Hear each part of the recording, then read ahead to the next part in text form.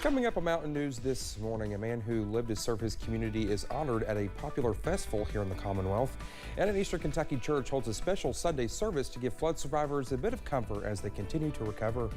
Dedicated to Eastern and Southern Kentucky, this is WYMT Mountain News this morning. Good morning. It's Monday. I'm Dakota Makris, just before 5 o'clock here. Thank you so much for waking up with us. Let's head over to Brandon for a look at our forecast this morning. And Brandon, again, it's foggy outside. And when I walked outside the door this morning, it feels so good. Just a little crisp. Little crisp. Yeah. Before we leave the split screen for a second, I have a breaking news update for you. Hurricane Ian, a thing now as of 5 o'clock this morning. So we'll be tracking that a little bit later for you here on Mountain News this morning. But this morning, you're right. It is the fog. It's the big story out there.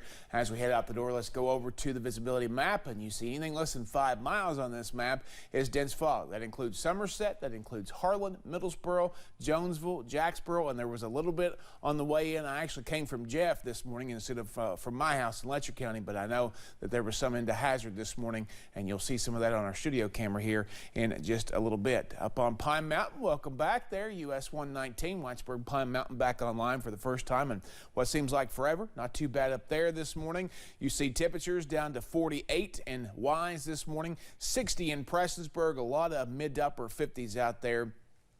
Further south you go, the colder it is. Somerset, Williamsburg, Middlesboro, all at 52 this morning. Jonesville and Jacksboro at 50. Coffee forecast, a little extra to max warming needed. I think we see some more folks drop into the 40s before it's all said and done in those sheltered valleys. Out the door forecast, mainly in the low 50s to start us off today, and we'll continue to see temperatures climb, but not as warm as it has been thanks to the passage of that cold front yesterday. Only low 70s for daytime highs. Dakota? All right, Brendan, thank you. Well, World Chicken Festival goers lined the streets of London on Saturday to watch beauty queens, unique cars, and other parade participants roll down the streets. But for one Laurel County family, this year's festival had a bigger meaning than ever before. For this year's parade, the World Chicken Festival Committee wanted to make the late Travis Hurley the Grand Marshal. He served as a London police officer for 21 years before retiring and becoming a school resource officer. To have him represented again like he's still here. It's just a very special moment for him, his family. We're trying to make sure his memory goes way past when we all retire, when we're all gone, that they know what a great servant he was to this community. Well, those with the London Police Department say that they have more plans to honor Hurley's memory in the future. A farm in Johnson County encouraged people to learn a bit more about its livestock this past weekend. Lavender Springs Alpaca is inviting people out for National Alpaca Farm Days to learn a bit more about the farm's animals and what can be done with their fleece. The owner says the alpacas, which are a native in Peru, are very comfortable here in the hills of Eastern Kentucky. There's uneven terrain. The temperatures can range, from really cold to really hot.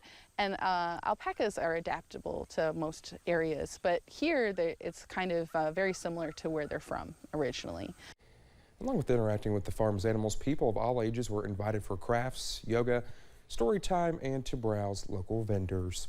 People hit the waters in Floyd County during the weekend for one final kayak to end the season.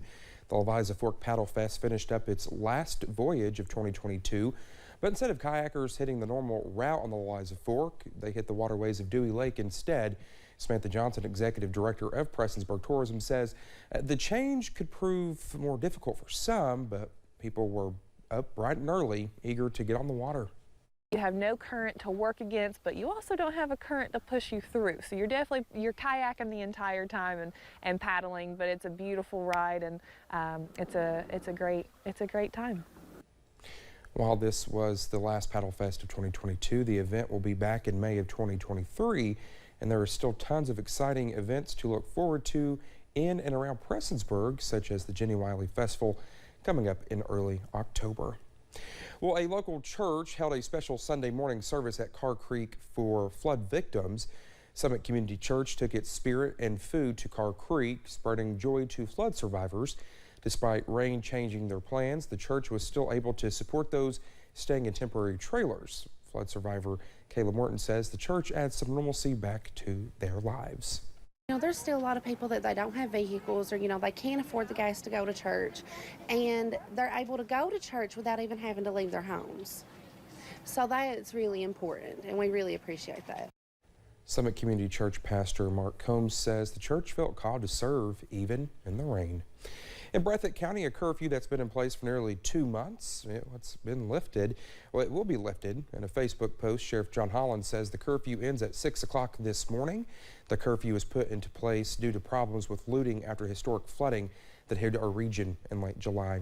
Well, thank you so much for getting your Monday morning started with the Sierra Mountain News this morning. When we come back, NASA continues to struggle with getting its latest mission off the ground as a tropical storm makes its way towards Florida's coast.